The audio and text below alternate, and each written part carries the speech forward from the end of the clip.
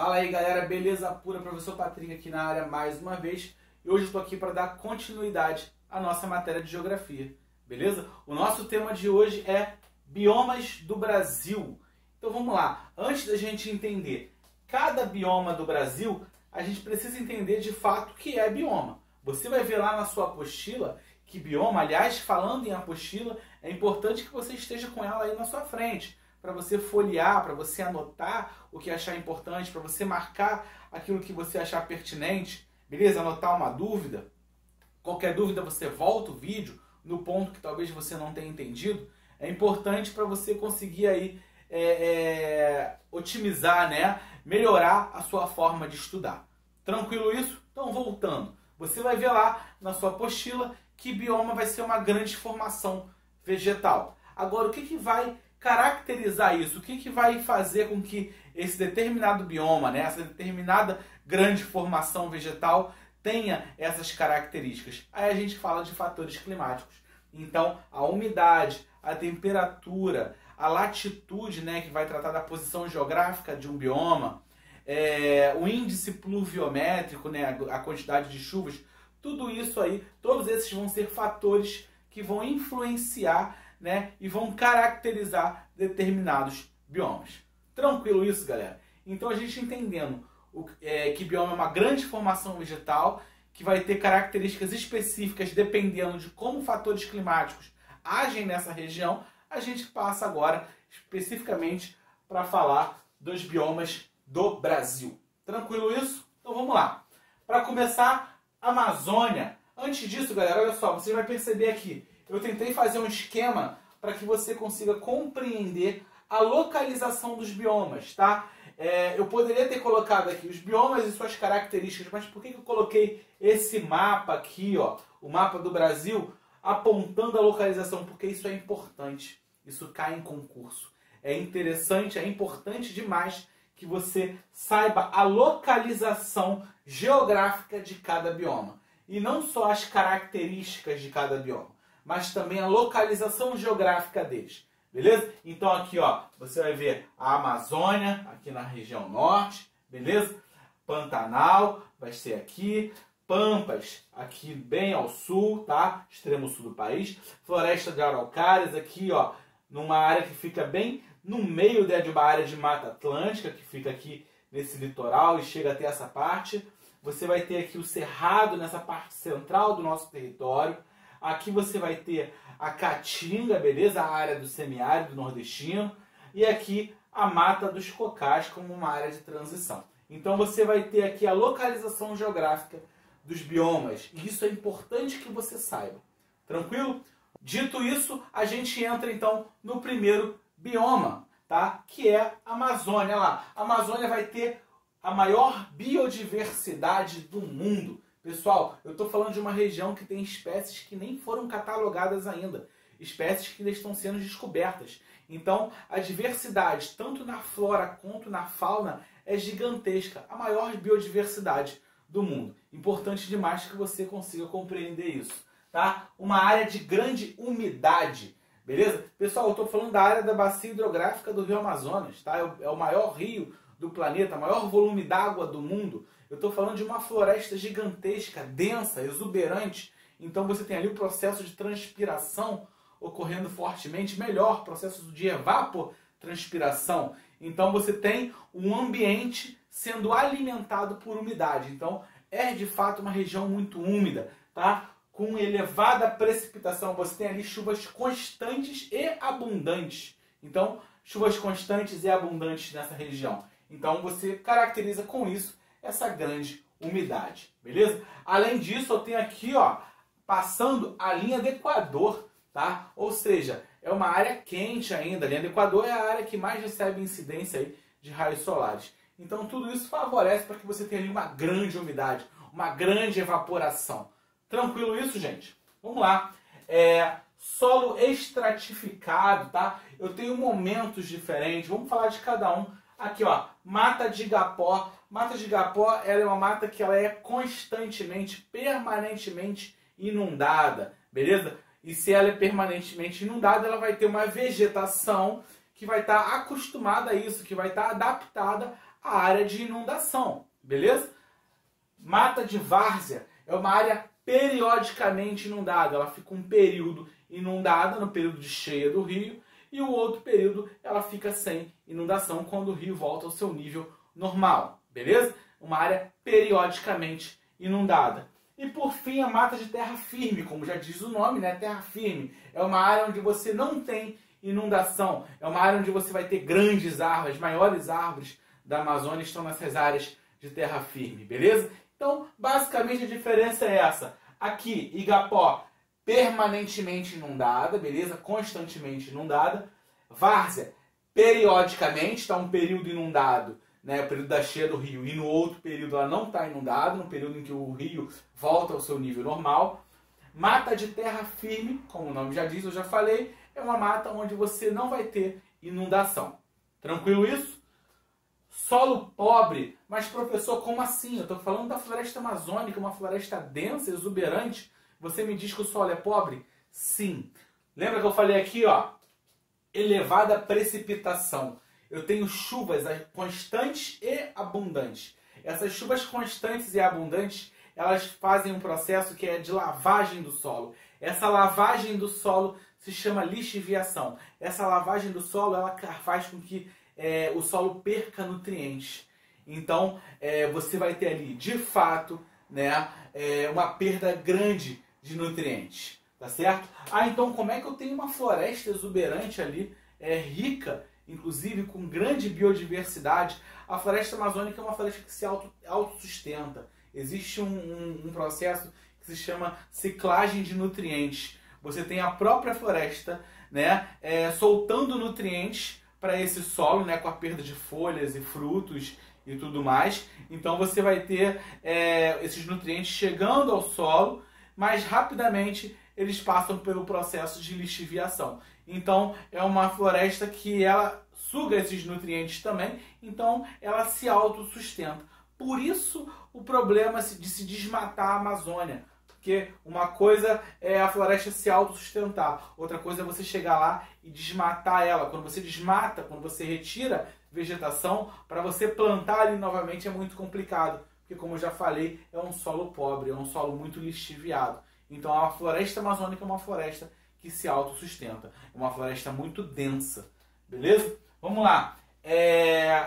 Eu fiz questão aqui de separar perennifolia latifoliada. Pessoal, se eu estou falando de uma região que chove constantemente, de maneira abundante, chove o ano inteiro e muito, eu estou falando de uma região que não vai ter as suas folhas caindo. Não existe a necessidade de ter a perda de folhas, porque está sempre chovendo. E outra coisa lá, ó, latifoliada. Late significa grande, beleza? Foliada vem de folhas, então eu tenho folhas grandes, tá? Por que a folha é grande? Porque como eu tenho uma região com muita umidade, essa folha precisa transpirar, precisa fazer o processo de evapotranspiração. Então você tem ali a necessidade das folhas serem grandes.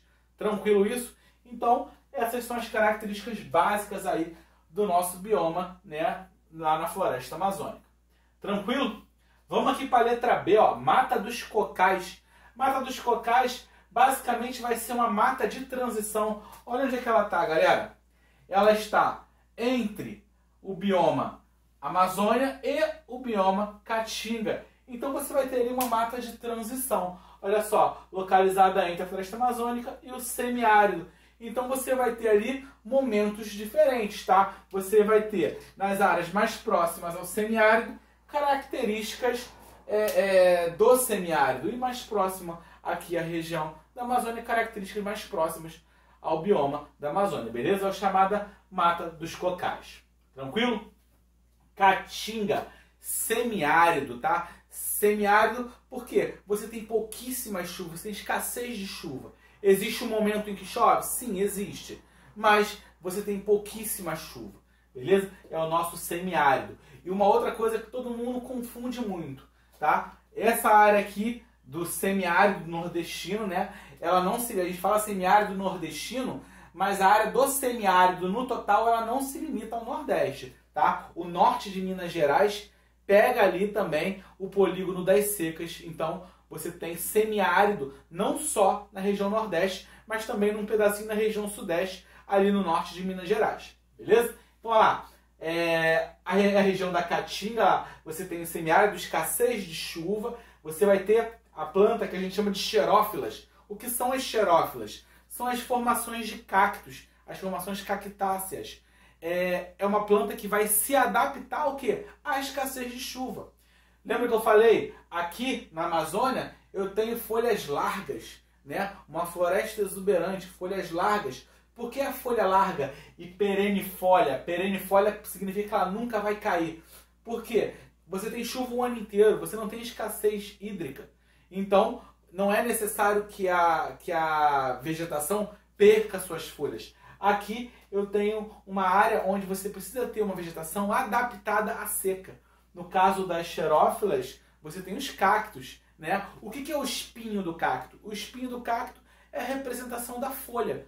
Porque ela tem que ser mínima para aquela vegetação perder o mínimo de água. Ela consegue armazenar água. Ela possui raízes que vão profundamente buscando água em lençol freático. Então é uma vegetação adaptada à seca. As xerófilas, beleza? Arbustos retorcidos por causa das temperaturas, né? Então você tem também aí esse tipo de vegetação. Toda, no caso, né, adaptada a essa área de seca. Tranquilo isso? Vamos para a letra D aqui. D, eu tenho o cerrado. Olha só, galera, cerrado bem no meio do Brasil. Fica basicamente no coração do nosso território. Vamos lá. Arbustos espaçados. Eu tenho uma região aqui onde a vegetação ela é espaçada. Você tem um campo aberto.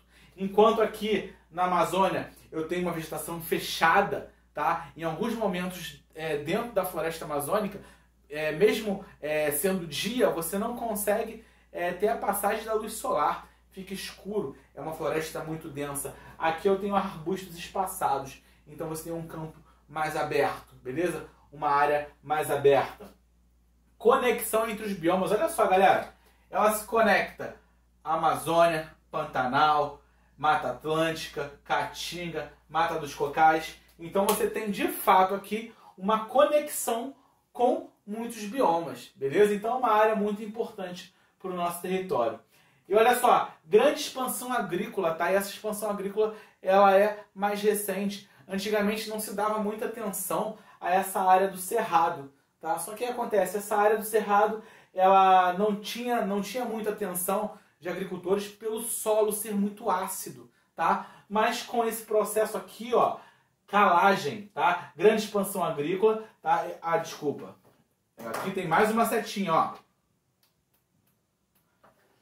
Grande expansão agrícola, lá, principalmente soja, e você também tem ali uma pecuária interessante, pecuária bovina, beleza? E ali eu tenho um solo ácido, que fez com que esse processo da expansão agrícola demorasse a acontecer nessa área. Porém, esse processo que a gente chama de calagem, né, onde você transforma essa acidez do solo, né, fazendo com que ele fique, na verdade, com um pH diferenciado, perdendo essa acidez, faz com que você possa plantar nessa área. Então você tem ali uma área bem interessante para plantação. A maior plantação, a maior produção de soja do Brasil hoje está aqui nessa área, tá, do Cerrado.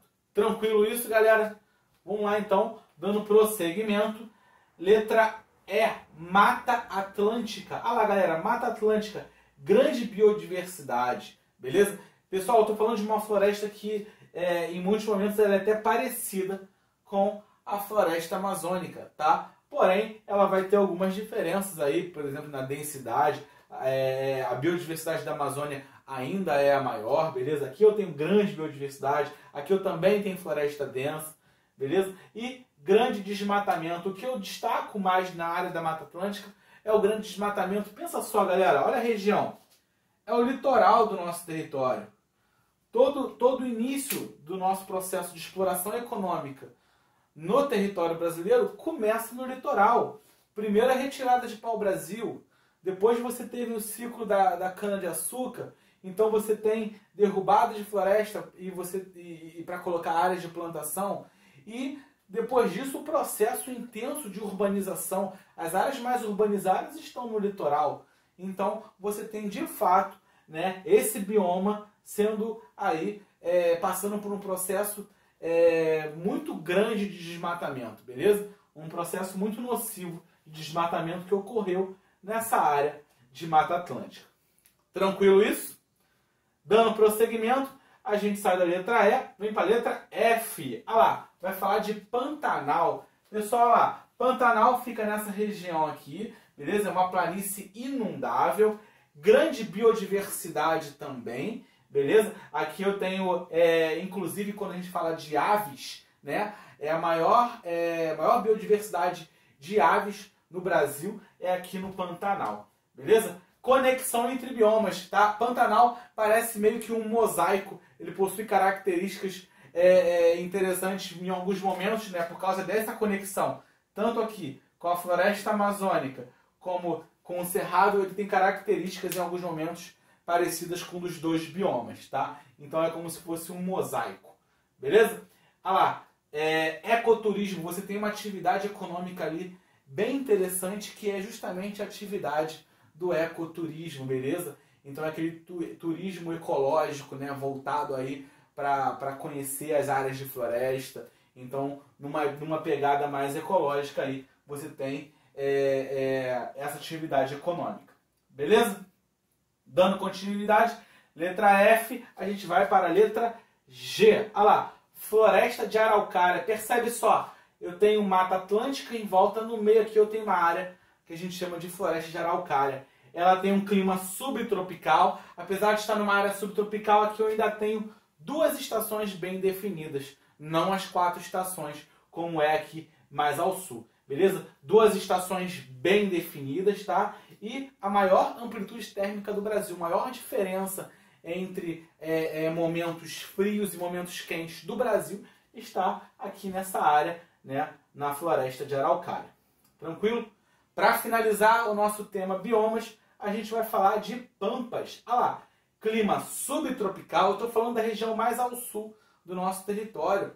Então você tem aqui temperaturas mais baixas, clima subtropical. As estações do ano estão bem definidas. Você consegue perceber nitidamente as estações do ano, né? A primavera, verão, o outono e o inverno. Beleza? Vegetação herbácea, você vai ter uma vegetação formada aí por gramíneas, né? Aquela vegetação mais rasteira. E ali o forte de atividade econômica, você vai ter a atividade pecuária, né? Como sendo um grande forte aí, econômico nessa região. Tranquilo? Então, com isso a gente fecha os biomas do Brasil, beleza? Importante, galera, estamos fechando esse tema. É legal que você faça a atividade referente a esse tema. Então você vai lá na sua apostila, você vai ver os exercícios, né, sobre biomas do Brasil, e você precisa fazer. Isso vai ser um diferencial para a sua vida e para o seu estudo. Tranquilo isso, galera? Grande abraço a todos, até a próxima.